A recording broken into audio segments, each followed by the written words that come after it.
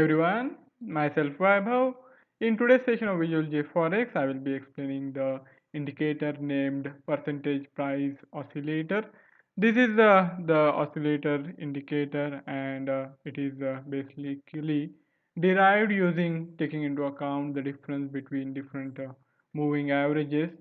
So this indicator takes values in terms of percentages and that's why it is named as a percentage oscillator. In some sense, you can say that it is pretty much similar to the MACD, which also is based on the difference between the moving averages. But here we normalize the values, we take the output in percentage terms, and in case of MACD, the absolute values are taken into account, and that's the key difference. Here, this is the PPO block. We don't really have the description for it, so we straight away head to the Visual JForex board developed by Dukascopy Bank SA.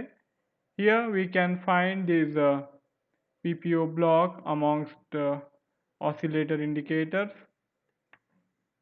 Here comes the PPO block, percentage price oscillator. We have to define these input parameters. We have total 6 input parameters depending on which we will have the output value, which then can be used to define the conditions for the execution of the trade. Here I have included this formula for calculating the PPO. It's fairly simple. These are default values.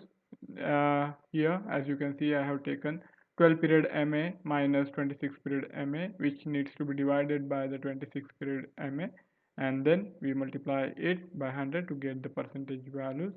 And these values can be changed. We can change the combination. This is nothing. There is nothing hard and fast about this 26 12 combination, and even the type of moving average we can change, and that's how we derive these PPO values. And as I will explain to you on the chart, it will be a lot easier to understand the indicator and its use. Let's add this indicator, PPO, percentage price oscillator. So here comes the percentage price oscillator in the EURUSD's chart defined on 1 hourly time frame. The PPO's use is basically to see on which direction the momentum is strong. So you can use this as a crossover kind of structure also, because we are going to take into consideration only the difference between the two MA differences, and the fast MA and the slow MA are used to calculate these PPO values, which means if the fast MA is above the slow MA, then we will have the positive difference, and if the fast MA is below the slow MA, then we will have the negative difference, and accordingly it will be taken into consideration after converting it into the percentage term. So you can use these both ways. One simpler way is to go for the change in the territory of the output value. Whenever we see that the output is crossing from below 0 to above 0, we can think about going in for the fresh long trades, and inversely, when the output value crosses from above 0 to below 0, we can go for the fresh short sell trade. And this setup will be identical to the crossover structure, where we see that when the fast MA crosses above the slow MA, we go for the buy trade, and inversely, when the fast MA crosses below the slow MA, we go for the sell trade. This setup will be almost identical to that, but key difference is that we can use this indicator to see the divergence also. Whenever we see that based on historical standards, if we see lot of deviation has taken place, and then after that deviation, if we see the convergence happening, or if it is starting to happen, whenever we see that divergence has started to go down, it actually points to the beginning of the consolidation phase, and here the contra trades can be taken with the help of this indicator. We can also use this with in conjunction with other technical indicators, and in that scenario it will points to the fresh trading opportunities, basically based on the divergence. When we see that long moves have happened, and in percentage terms the difference has really risen fast between the fast MA and the slow MA, we can then think about going in for scalping opportunities while playing the contra trend trades. So that way also you can use this indicator. I will try out some combination which will give you the idea of what's possible with this indicator. Let us okay here. Now the applied price is closing price, the fast period is 12 and the slow period is 26. But as I said earlier also, we can always change this. If you want to take the different combination, you can do that. You are free to do so. Now this is the combination of 20 and 30. Even we can change the moving average time. SMA can be changed to EMA, which also can be changed to WMA. So all these trajectories, all these moving average types are available, as you can see. Whenever I'm changing this moving average time, the plotting of this PPO is changing. Now TRIMA, KMA, and MAMA. MAMA is playing almost flat here. T3 and HMA.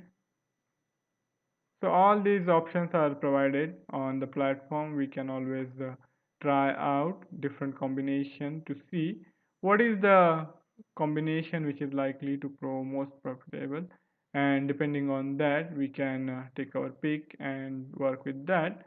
So if you want to use T3, T3 has a lot more smoothing. So T3 something like this will look on the T3 chart when we are using the PPO after taking into account the T3 values. So here is the difference has risen to almost 0.2%, 0.19 to be precise, and prior to that we saw the PPO was in negative territory, and then eventually it picked up the momentum and then rallied, and again now the consolidation phase is beginning, and because of that we are seeing this divergence between the two different moving averages going down, and as a result of that the output of PPO is starting to decline, and this can be utilized, as I said, for contra trading, contra trend trading opportunities, and also we can really try out different combination, whichever way we feel are likely to profitable. So you will need to do a lot of testing also to see what's exactly or which the combination is likely to prove most profitable. And here, as you change the time horizon, shorter term and the longer term, you will see the plotting of these PPO changing drastically. As I have enlarged the time horizon, you can see the PPO curve has flattened a lot, and if we again reduce the time horizon, you will see that this curve will again look wobbly, lot more wobbly. So 10-20 combination will look something like this. So here this is the combination of using 10-20 T3 averages, and we can see that after extremes being reached, we see that the underlying instrument starts to enter in the consolidation phase, and during those times, the PPO values again start showing convergence, and this can be utilized to figure out the scalping opportunities. Now coming to the defining of these parameters, the various combination which we tried gives us an basic understanding of what can be done with this indicator block. All you have to do is choose the appropriate time horizon. For example, we are you going to use the 1 hourly time frame. We have all the options listed here starting from 10 seconds, 1 minute, 5 minute, so to all the way to monthly. So here we can choose with these options provided. Shift is the look back period. Look back period means we can go back in time and get the output value for any particular candle period, and all we have to do is define how much that candle has moved from the current candle, and we can then retrieve the output value for that particular candle, and that's why you have to choose the shift value. If you keep the shift at 0, then you get the output for current candle, and if you change the shift value to, for example, 5, then you get the output value 5 candlesticks period back. Now fast period and slow period, as I said, we can try out different combinations. There is no stopping us, and to figure out which combination is likely to prove most profitable, all we have to do is make changes here and then try out that combination on the historical tester, and you will get the idea of whether the particular combination is likely to prove profitable or not. MA type, MA type I have already explained. We have the listing, and we have these options starting from the simple moving average to all the way to the smoother moving average, SMMA, and all these different MA types in between. For example, we can change the MA type, and here I have made T3. So if I want to work with the T3, all I have to do is define it here, and as you can see, the T3 will be our moving average for calculating the percentage price oscillator. Then we get the output value depending on the input parameters we have defined, which then can be utilized to define certain conditions, only after which the trading will happen. Settings, you have to see on which side you want the calculation to happen, bid side, ask side. This have to be defined here. The applied price is the price of the candlestick which is going to be taken into consideration for calculation of these indicator blocks output value, and that's why it is very important. I will give you a brief explanation of how this affects the output value for the PPO. If we use different price, for example open price, then you will see some difference: high price, close price, low price, median price,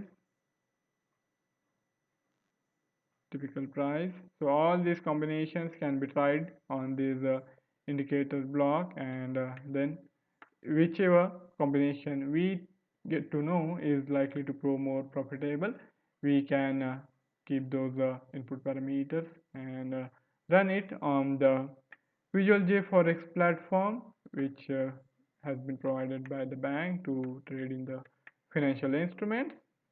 So that's it from my side for today's session. If any of you have any query or any idea to share, you can write it in the comment section, and I will be more than happy to take the discussion forward. Thank you all for joining in. We will be back tomorrow. Goodbye.